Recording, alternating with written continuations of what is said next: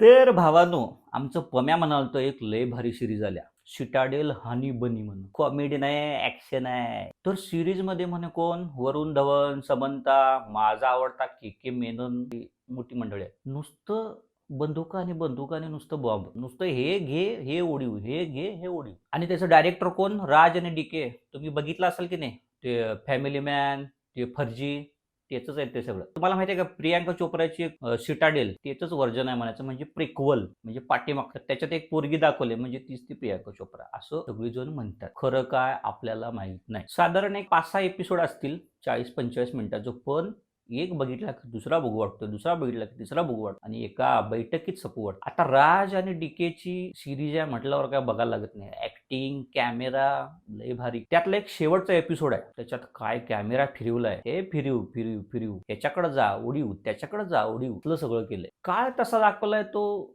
2000 आणि 95. ह्याच्यात पाठीम पुढं म्हणजे वर्तमान काळ, भूतकाळ, वर्तमान काळ, भूतकाळ, ह्याच्यातच अशी स्टोरी ती पुढं पाठीमागं पळते.